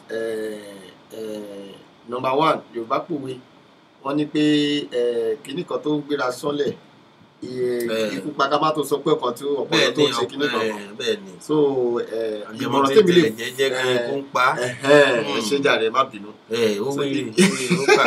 ìmọ̀ràn tèmi fáwọn irú àwọn èèyàn bẹ́ẹ̀ ni pé ìrẹni kéèyàn rẹ̀ sílẹ̀ kéèyàn rẹ̀ rẹ̀ sílẹ̀ gan ó jẹ́ nǹkan tó wà very important kéèyàn dẹ̀ mọ nǹkan tó ń ṣe ibi tó dẹ̀ ń lọ ni kó máa wò ní ariwo ọjà wọ́n ní kíní kan ṣe kíní kan nǹkan ìwọ tó ń ṣe nǹkan sátìrà mọ́ nǹkan tó ń ṣe wọ́n ní ọ̀nà tíyàn bá ń tọ́ ojoojúmọ́ tó bá ń tọ́ ojoojúmọ́ tí ò bá filẹ̀ tó bá dijọ́ kan ó máa dolówó díẹ̀ nǹkan máa dáa bọ̀wọ́ lọ́ra ṣé kékeré wá wò pé ìṣòro ló challenges lélẹ́yìí kí ló ń ṣẹlẹ̀ orí tí ẹnìkan ṣe kíní kan mo rí Fẹ́mi Johnson lọ́jọ́ kẹta bá rí mọ́tò tó ń wá sí èmi wá wa mọ́tò kan mo wá rí pé mọ́tò yẹn ò dá o ti ń kọ̀ndẹ́mà rẹ̀ o ti ń wò pé kíní no focus lórí nǹkan tó ń ṣe àwa náà ń wòyàn àìmọye àwọn ọ̀gá wájú rẹpẹtẹ táwa náà gbọ́ lọ́ọ́ máa ṣe tèmi náà bíi tàwọn eléyìí o so èèyàn tẹra mọ́ nǹkan tó ń ṣe náà ni títí ọ̀tọ́ lọ́wọ́ àfi gbàdúrà tí wọ́n náà fi achieve amen wà á dẹ̀ ní tẹríba wà á dẹ̀ ní farabalẹ̀ wọ́n ti parí kò jù bẹ́ẹ̀ lọ so ẹni kì í dúpẹ́ lọ́wọ́ àwọn. Wá fi dúpẹ́ lọ́wọ́ àwọn olólùfẹ́ yín tí wọ́n darapọ̀ mọ́ wa lénìí àtàwọn tí àwọn náà ti jẹ́ bí olùrànlọ́wọ́ tí wọ́n ti fi olùgbé yín sókè fi dúpẹ́ lọ́wọ́ wọn torí ẹ̀ lè mọ̀ràn tí wọn. bẹ́ẹ̀ni mo fi àsìkò yìí dúpẹ́ lọ́wọ́ gbogbo àwọn tí wọ́n ti bá wa wà lórí òtè láti gbà tá ti bẹ̀rẹ̀ àwọn tí wọ́n pè wọlé àtàwọn tí wọ́n fẹ́ pè tí bá wọ́n pè àrí pé wọ́n gbé àbáwọn tó kàn wálé tó kàn ń wò àtàwọn tó text message mo dúpẹ́ lọ́wọ́ wọn gan mo fàtí àsìkò ìdúpẹ́ lọ́wọ́ wọn pé wọ́n kú ìfẹ́ àsìkò tó fi sílẹ̀ tó fi wo ètò ọ̀hún àbí tó fi pè àbí tó fi text message mo sọ wípé Ọlọ́run ọba Elédùmarè á bá mi bùkún wọn nílọ́pọ̀lọpọ̀ àsìkò yẹn then gbogbo àwọn tí wọ́n jẹ́ olùrànlọ́wọ́ náà àwọn aládùúrótì àwọn tá a dé bíbá àwọn tó ń gbé wa sókè àwọn tó ń pọ́n wa lé àwọn tó ń jẹ́ káwọn èèyàn mọ̀ wá tó gbogbo nǹkan tiwọn náà níbikíbi tó wù kó kù sí Ọlọ́run á bá mi ṣe fún wọn gbogbo nǹkan tó ń tọrọ ní kọ̀rọ̀ ní gbangba níwájú Ọlọ́run bá mi dá wọn lóhùn Ọlọ́run á ràn àwọn ọmọ tiwọn náà lọ́wọ́ àwọn ọmọ tiwọn náà máa rá láàánú ibikíbi tó bá ń lọ so ẹ ṣé gan o ẹ ṣé mo dúpẹ́ o Fẹ́mi Johnson mo tún sọ lẹ́ẹ̀kan pé ẹ ṣé gan mo dúpẹ́. ká darapọ̀ mọ́ wa lọ́la. bẹ́ẹ̀ni tó bá dọ̀la ká pàdé ní ibi àlùjọ Café de Vive bẹ́ẹ̀ni Bissonnette by Howard Sugarland. Yes sir. Bí ọba ti ń débẹ̀ wọ́n ti mọ̀ gbọ́ wà lùjọ yìí tí ó ti mọ̀ jẹ wọlé láti ibẹ̀ gbogbo wa náà la darapọ̀ láṣẹ Ọlọ́run. Adúpẹ́ lọ́wọ́ Elédùmarè ọba alágbára adúpẹ́ lọ́wọ́ ẹ̀yin èèyàn wa tẹ́ darapọ̀ mọ́ wa lórí ètò yìí ẹ̀yin tẹ́ fàtẹ̀ránṣẹ́ ẹ̀yin tí ẹ pè wọlé àtẹ̀yin tí ẹ ráàyè pè tó jẹ́ pé ẹ̀ràn bá a fi tí kọ lọ àtẹ̀yin tẹ́ wà lórí Instagram ẹ̀yin tẹ́ wà lórí YouTube àtẹ̀yin tẹ́ wà lórí Jokesibi FM radio tẹ́ ọ̀rá fetí kọ tẹ́ fi ń jẹ gbádùn adúpẹ́ lọ́wọ́ Ọlọ́run Elédùmarè ọba alágbára a sì dúpẹ́ lọ́wọ́ àlejò wa tá a gbé wa ọ̀gbẹ́ni Fẹ́mi Johnson piano one adúpẹ́ pé àpèyìn tẹ́ jẹ́ wa a sì mọ̀ pé bàbá tún pè yín ẹ̀ tún jẹ́ wa lẹ́ẹ̀kan sí ni láṣẹ Elédùmarè adúpẹ́ lọ́wọ́ ẹ̀yin èèyàn wa ẹja ọ̀rá mọ̀ fi èyí ṣe lọ àrọ́jọ́ múso lókun ẹ̀yin èèyàn wa bẹ́ẹ̀ tí wọlé mọ̀ rí yín bẹ́ẹ̀ o bàbá Sunday Ọládípọ̀ àríyìn bẹ́ẹ̀ káàbọ̀ sórí ètò ọ̀hún o bàbá Kenny Adára níjọ káàbọ̀ sórí ètò ọ̀hún Akíngbẹ̀yìn Olúwọlé ẹ̀yin náà káàbọ̀ àti gbogbo ẹ̀yin yòókù tí àráyè dárúkọ yín gbogbo yín náà la rí ń bẹ̀ lágbára Elédùmarè bẹ́ẹ̀ tí nífẹ̀ẹ́ lè ṣe yìí Ọlọ́run Olódùmarè ó mọ̀ nífẹ̀ẹ́ yín náà jámọ̀ fèyí ṣe lọ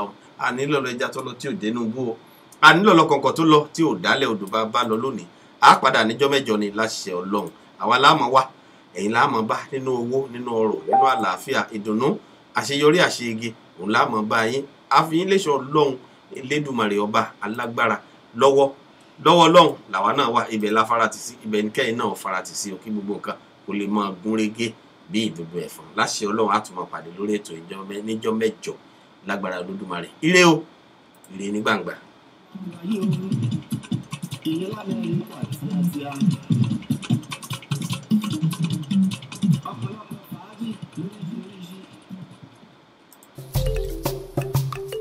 When you need a brand new car or when you want a pre-owned car of different brand, look no further. Call 832-807-3581. Lekon or Lalekon, the floor manager at Sterling McCall Toyota Center will get you a good deal. Walk in and ask for Lekon or Lalekon at the front desk. See him and get the unbeatable deal on new and used cars. 2 years tire rotation, bumper to bumper, up to 36,000 miles. 2 years free oil change and full service care. care. Lekan Olalekan is the only one that can get you the best deal at Sterling McCall Toyota Center, 9400 Southwest Freeway, Houston, Texas 77074, or email him at lageshin@sterlingmccalltoyota.com. Call him on 832-807-3581. Lekan Olalekan, Eniba Mona La Tele. Whether you have a bad or good credits, call him now and you surely love the deal. Light of the World Mission, Pentecost House, The Church of God, 701 Wichita Street, Fort Worth, Texas 76140 presents Warfare Prayer. Pray until something happens. Push. Theme, Authority on Earth as it is in heaven. Ministering Pastor Robert Summers, founding pastor, Prayer Mountain Creek, Pastor Femi Kajogbola, and other anointed men of God. I want to hear your hula, amen. Let your fire go forth. Ministering in Songs, Faith Family Praise Band. Date, Sunday 24th February 2019. Time, 5 p.m. Venue, Prayer Mountain, Mountain Creek, 5950, Eagle 4 DR Dallas, Texas 75249. First building by your left while driving in on the mountain. For inquiries, call +181-777-07416 or email lightoftheworld@gmail.com. Salvation, healing, blessing, and anointing for speed. It is time to bring down revival into your life, family, churches, Dallas, Texas land. Maranatha Tours Incorporated presents Holy Land Walk with Jesus in His Land. This January, we are providing you with a deeper understanding of scriptures through unforgettable experience of joy. We will be visiting Tel Aviv, the largest city in Israel, boat ride on the Sea of Galilee, Capernaum, Tabgha, the Mount of Beatitudes, Magdala, one of the oldest synagogues, home of Mary Magdalene, River Jordan, where we will have the opportunity of being baptized, Cana of Galilee, where Jesus performed his first miracle,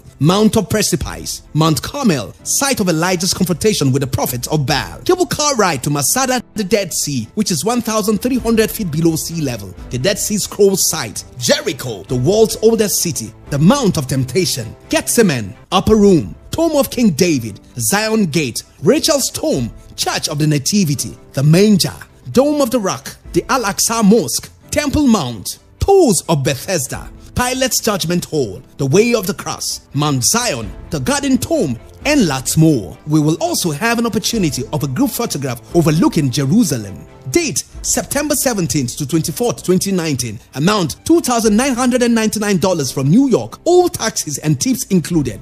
Registration must be done before April 20th, 2019. Amount, $500. And full payment must be made before July 20th, 2019. Group number for payment is 190901. For further information, please contact Pastor Sarah Johnson on 951-440-6682 or Pastor Janet Omoyeni on 615-500-8351. Email sarahjohnson@yahoo.com or yennyjane@yahoo.com. Join us on this life-changing tour.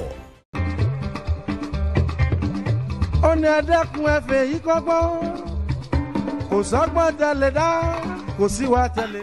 ẹ mà kú délé ìwòye ẹ̀yin èèyàn wa gbogbo tẹ̀ tí ń wò wá. àríkọ́gbọ́n mà lè tò yìí àríkọ́gbọ́n gidi gan ni ó ń kọ́ni lọ́gbọ́n ó ń kọ́ni lóye. ilé iṣẹ́ Jokesibi FM rédíò. ní gbogbo ọjọ́ Monday. ọjọ́ ajé lágogo 3 ọ̀sán ti Houston, Texas. ẹ darapọ̀ mọ́ wa ní ilé iṣẹ́ Jokesibi FM rédíò. má yí kúrò ńbẹ̀ o ibẹ̀ ni kẹ́ máa gbé sí. níbikíbi tẹ́ ẹ bá wà ẹ sáré tètè ètò yìí ó ti délẹ̀ ó ti jìnnà gbọ́gbọ́n sí nǹkan sí lọ́sọ̀ọ̀sẹ̀. fún ìpolówó ọjà tàbí láti ṣe onígbọ̀wọ́ ètò àríkọ́gbọ́n yìí nọ́mbà wa ló ń lọ yìí ẹ pè wá ọ̀dọ̀ wa ló máa já sí. bẹ́ẹ̀ ti ń pè wá bẹ́ẹ̀ láàmú jẹ yín. àríkọ́gbọ́n lètò ní gbogbo ọjọ́ ajé ọjọ́ Monday. lágogo 3 ọ̀sán. àsìkò tiwa ká máa bẹ̀rẹ̀ wa lọ. Houston, Texas la wà yìí o ìyẹn l'Amẹ́ríkà tíátíá. ọ̀pọ̀lọpọ̀ fàájì lóríṣiríṣi Houston, Texas tiwantiwa. Houston ló dàbí Naija àwọn ajá ayé orí lóríṣiríṣi o. tó bá dàbí irọ́ ẹ̀bẹ̀rẹ̀ lọ́wọ́ Tóyè ọmọ Sanmi bàbá bẹ̀ àmọ́ wọn ní Cameroon. Fẹ́mi Johnson náà kúkú ni L'Amẹ́ríkà níbi àní tó ga tó kú àní ìdájọ́ àìsàn bóra yọ. Fẹ́mi Johnson ti dé sẹ́, mo ti dé. Àní Fẹ́mi Johnson ti dé, mo ti dé. Ability yàtọ̀ sí ability, àsìkò tí wà ní ká máa béèrè wa lọ. Tó bá rí bẹ́ẹ̀, Fẹ́mi Johnson ló ní kẹ́kẹ́ ká di tó tó. Fẹ́mi Johnson ló ní kẹ́kẹ́ ká di tó yọ.